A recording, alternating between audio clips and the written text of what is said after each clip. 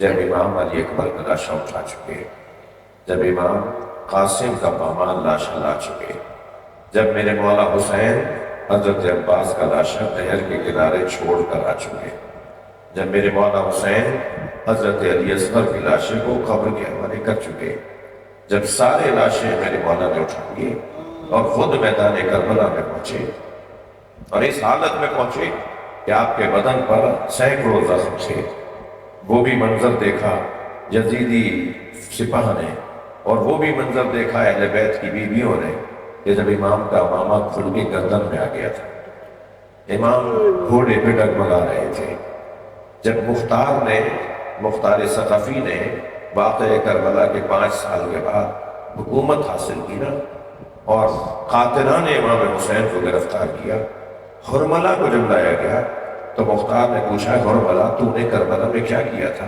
کہ حسین کی زوجہ تیرے مرنے کی دعا کرتی ہے، یہ کم مرے گا؟ اس نے کہا ہاں، اہل بیت کی بیویوں کو حق ہے کہ وہ میرے بارے میں ایسا سوچیں، اس لیے کہ میں نے کربلا میں 3 ایسے تیر مارے کہ جس نے بیویوں کو رلا دیا تھا۔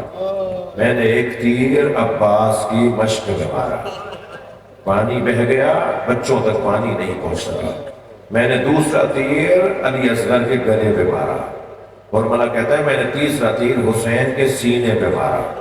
جب حسین سے گھوڑے پر بیٹھا نہیں گیا، حسین میرے تیر لگنے کے بعد گھوڑے سے زمین پر آ گئے۔ سنیں گے آپ؟ جانتے ہیں اس تیر کے 3 پھل تھے، اور وہ تیر امام کے سینے سے گزر کے کمر سے نکل رہا تھا۔ امام نے بہت چاہا کہ اسے واپس باہر نکالے، مگر وہ باہر نہیں آ رہا تھا، تو امام نے اس کی چوک کو توڑا، ڈنڈی کو توڑ دیا۔ پھر ذوالجناح سے فرمایا اب مجھ سے بیٹھا نہیں جا رہا، گھوڑے مجھے زمین پر اتار دے۔ ذوالجناح نے اپنے دونوں گھٹنے ٹیک دیے، امام نے زین چھوڑ دی اور زمین کی طرف آئے، مگر رونے والوں، امام نے زین چھوڑ تو دی، زمین تک آنے میں بہت دیر لگی۔ اجرکم من اللہ، اجرکم من اللہ، آپ کی آوازیں بلند ہوئی ہیں، اللہ آپ کو اس کا اجر عطا فرمائے۔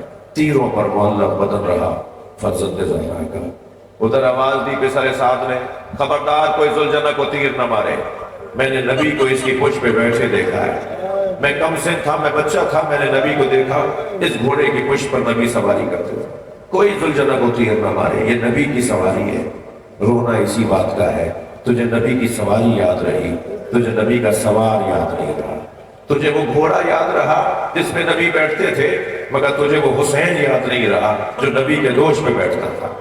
آواز دی خبردار کوئی ذوالجناح کو تیر نہ مارے، پکڑ کر لاؤ، میں اسے تبرک کے طور پر اپنے پاس رکھوں گا۔ سنیں گے سپاہی آگے بڑھے ذوالجناح کو پکڑنے کے لیے، 2 4 سپاہی آگے بڑھتے تھے، گھوڑا انہیں زخمی کر دیتا تھا۔ 80 سپاہیوں کو ذوالجناح نے زخمی کیا۔ جب ہر جانے والا اس سے زخم کھا کے لوٹتا تھا، ادھر حکم تھا کہ تیر نہ مارو، آرام سے پکڑ کر لاؤ، ادھر یہ کسی کے ہاتھ میں نہیں آ رہا تھا، تو پھر پسر صاحب نے آواز دی پیچھے ہٹ جاؤ، دیکھو یہ کرتا کیا ہے۔ جب گھوڑے نے دیکھا نا کہ سپاہی پیچھے ہٹ گئے، تو گھوڑے نے دائیں بائیں دیکھنا شروع کیا، اسے احساس ہوا کہ حسین سے دور ہو گیا ہے، دوڑا اسی طرف جہاں امام کو اتارا تھا، لیکن عزاداروں اسے آنے میں دیر ہو گئی تھی، امام کے سر کو کاٹا جا چکا تھا، امام کی رگوں سے خون بہہ رہا تھا۔ اس نے اپنی پیشانی امام حسین کے خون سے رنگین کی، اور پھر زمین کربلا پہ ایسے پیر مار رہا تھا جیسے ماتم کر رہا ہو، اس کے گلے سے ایسے آوازیں نکل رہی تھی جیسے نوحہ پڑھ رہا ہو۔ سنیں گے یہ ایک مرتبہ دوڑا ہے خیموں کی طرف، میں ایک جملہ کہہ کر ایک جملہ کہوں گا۔ آپ کو یہ بات معلوم ہے نا کہ بیٹیاں باپ سے زیادہ پیار کرتی ہیں؟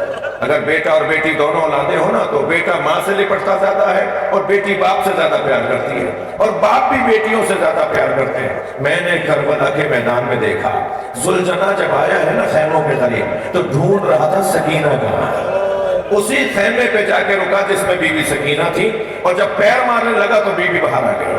بی بی نے دیکھا کہ بابا کا خالی گھوڑا آیا ہے، تو ایک مرتبہ گھوڑے کے قریب بڑھنا شروع ہوئی، ذوالجناح نے گردن جھکانا شروع کی۔